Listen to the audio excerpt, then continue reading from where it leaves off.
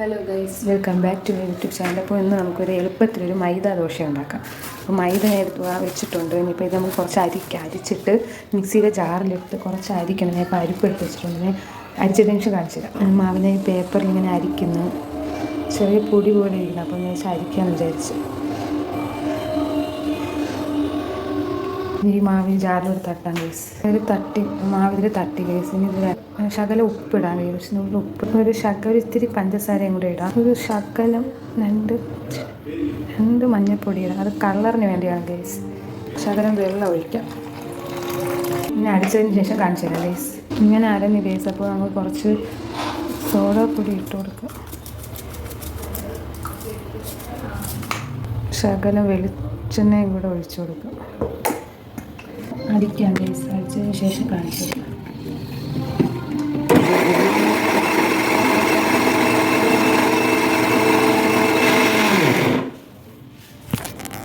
മാവ് അരഞ്ഞ് ഗൈസ്. ഇത് പാത്രത്തിലോട്ട് വീഴ്ത്താം. കുറച്ച് വെള്ളം കൂടെ വീഴ്ത്തി മിക്സ് ചെയ്യാം. ചൂടാക്കാം. ഒരു മുട്ട ഇതിൽ ഒഴിക്കാൻ.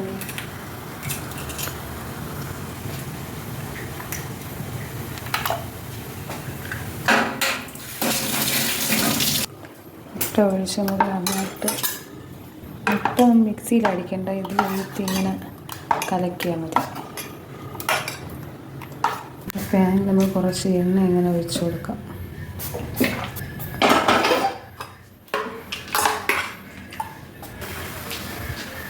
ഞാൻ കറി എടുത്ത് വീട്ട്.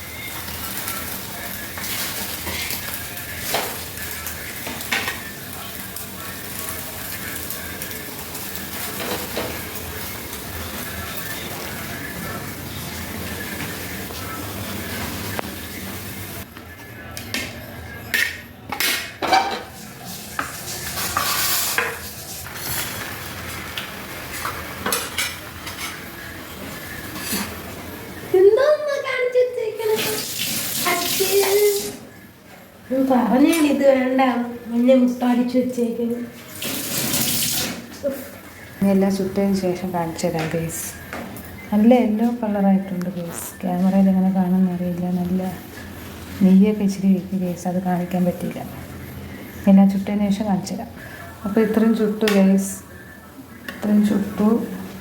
നല്ല യെല്ലോ കളർ. മോള് ചോദിക്കുന്നു ബോളിയെ പോലെ ഇരിക്കുന്നു. അപ്പം ആദ്യം വീഴ്ത്തിയപ്പോൾ ശരിയായില്ല. പക്ഷേ ഇപ്പോൾ രണ്ടാമത് പിന്നെ വീഴ്ത്തി എല്ലാം എടുത്തപ്പം എല്ലാം ശരിയായിട്ട് വന്നു. പക്ഷേ ഇപ്പോൾ വീഡിയോ എടുത്തപ്പോൾ ഇതായിട്ട് തോന്നുന്നു. അതുവരെ നന്നായിട്ട് വന്നതായിരുന്നു. നല്ല സോഫ്റ്റായിട്ടിരിക്കുന്നു.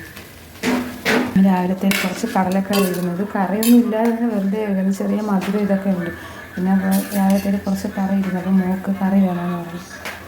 ഇനി നിങ്ങളിത് ട്രൈ ചെയ്ത് നോക്കണം. എളുപ്പത്തിന് തയ്യാറാക്കാൻ പറ്റിയ ഒരു ഡിഷാണ്.